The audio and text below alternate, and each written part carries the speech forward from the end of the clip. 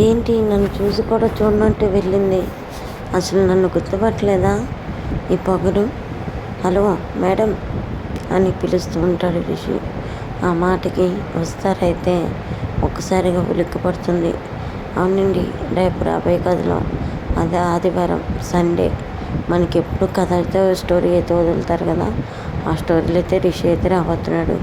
అసలు ఎలా రాబోతున్నాడు ఏంటనేది ఇప్పుడు చూద్దాం. కొత్తగా న్యూ ఎంట్రీగా ఆటో డ్రైవర్గా అయితే అవతారం ఎత్తుతాడు రిషి.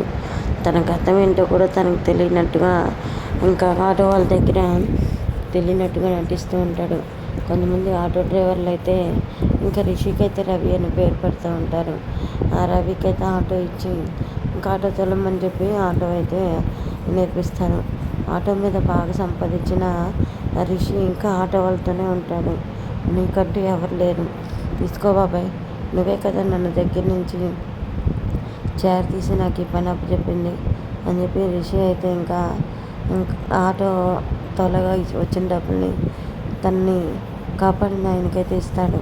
సరే బాబాయ్ నేను వెళ్తున్నాను, మళ్ళీ డ్యూటీ ఎక్కుతున్నాను అని చెప్పి రిషి అయితే మళ్ళీ ఆటో వేసుకుని వస్తూ ఉండగా వస్తున్నారు పర్యటనలో ఉంటుంది.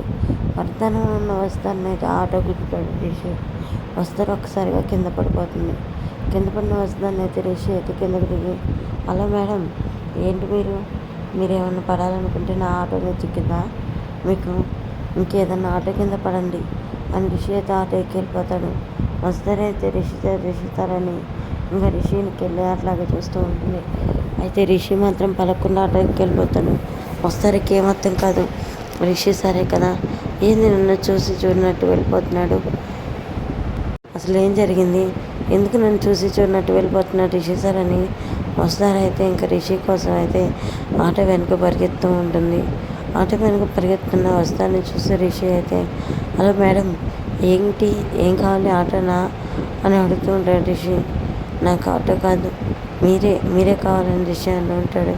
ఏంటి మేడం మీరు మాట్లాడుతుంది, అసలు ఏం మాట్లాడుతున్నారు, మీకు అర్థమవుతుందా అని చెప్పేసి అంటూ ఉండగా నాకు అంతా బాగానే అర్థమవుతుంది, ఒకసారి మీరు ఈ బాబా గుడికి వచ్చి చూడండి అని ఇంకా వస్తారు అంటూ ఉంటుంది. వస్తారు మాటలకి రిషికి అయితే ఏం అర్థం కాదు.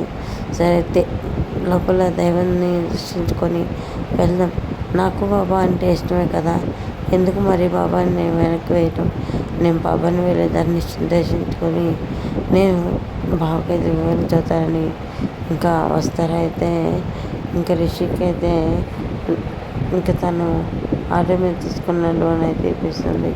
డాక్యుమెంట్స్ అన్నీ అయితే రిషి కరెక్ట్గా ఉండేది చూసుకో అని చెప్పి అనగానే ఇంకెక్కలేని ఆనందం అయితే పడుతూ ఉంటాను. చూద్దాం రాబోయే కథలో ఏం జరుగుతుంది ఏంటనేది రేపు